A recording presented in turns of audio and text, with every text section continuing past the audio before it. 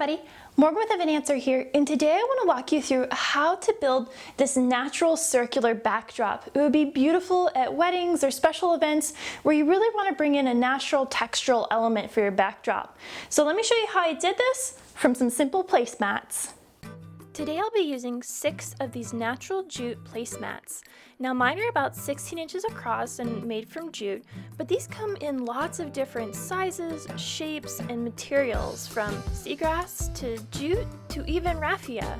What I love the most about these is the texture in the weaving. The jute gives kind of a subtle texture compared to the seagrass or the raffia, but the way the light plays across this just adds some really intense depth to it. Now I'm going to lay all my mats out on the floor so I can see all of their different sides and lay out the pattern.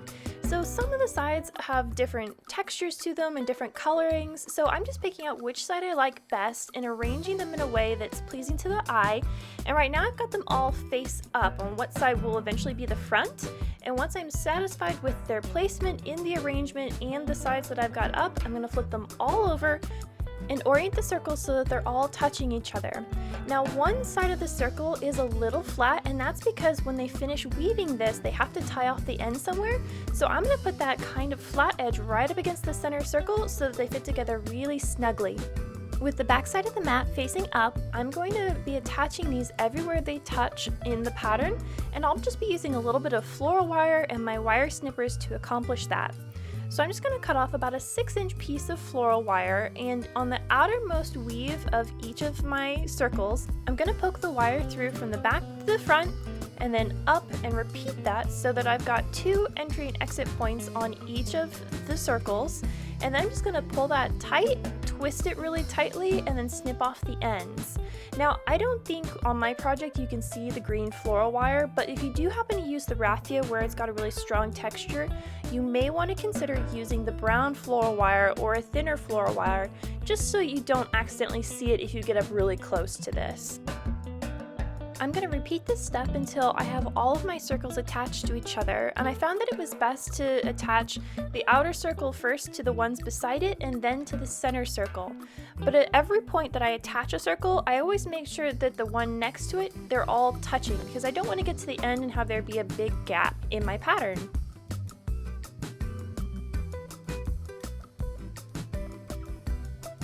Once all the circles are secured together as a unit, I cut a couple extra pieces of floral wire a couple feet long, and I'm attaching this to the uppermost edge of my top 3 circles, and I'm going to be using this to temporarily hang the arrangement on my backdrop stand.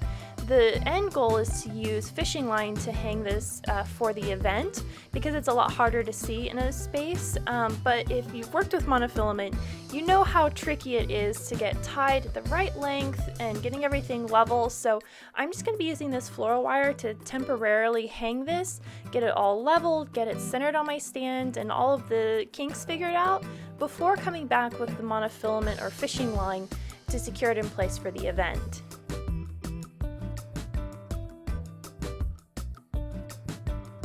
I'm using some 12-pound fishing line to secure my circles in place, and you can see that the circles are kind of pointy because the wire is really pulling on that outermost braid. So I'm going to come back with 2 pieces of monofilament in each of the circles to kind of even out the pressure on that. And obviously the monofilament is a little bit harder to get through the jute, so I kind of just pulled the fringe a little bit apart until I could see some light shining through, and that's where I poked through my monofilament. So I'm just going to double knot these on the bottom and on the top, and I'm just going to make sure my monofilament is nice and taut and it pulls the weight off of that wire. So whenever I touch the wire, it should give a little bit because the weight is now being supported on that monofilament.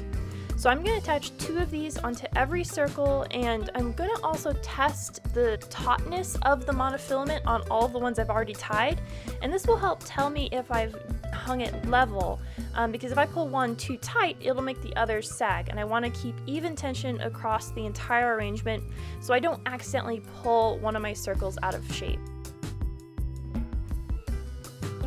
As I was stepping back to look at my arrangement, I noticed this one over here was flopping a little bit. So I'm going to take another piece of monofilament, attach it to the side of the circle, and then tie it to the side of my backdrop frame. And I'm just going to repeat this on the other side, and this will keep it pulled taut and it will lay flat.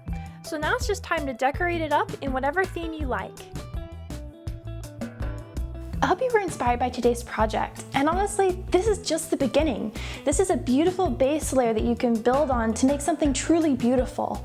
I could bring in some palm fronds and different tropical plants around this to give it a tropical feel. Those neutrals and those greens would be really beautiful together. You could take this in a rustic, Tuscan, kind of Italian countryside feel. So you can add some olives and some greenery to this and really give it that rustic, beautiful feel. We could go boho with this, bring in some dried pampas and all the different light colors and neutral colored dried greens, and that would give us a really beautiful, airy boho feel. So this is just the starting point, and I hope that you'll run with this project. If you enjoyed today's backdrop, I hope you'll consider subscribing. I'd love to have you join our creative community as I make all kinds of backdrops and different props to use in events and parties. Also check out my Etsy store. I've got all kinds of printables and plans available that coordinate with all of these projects, so check into that as well as some of the videos over here. And until the next time, stay creative.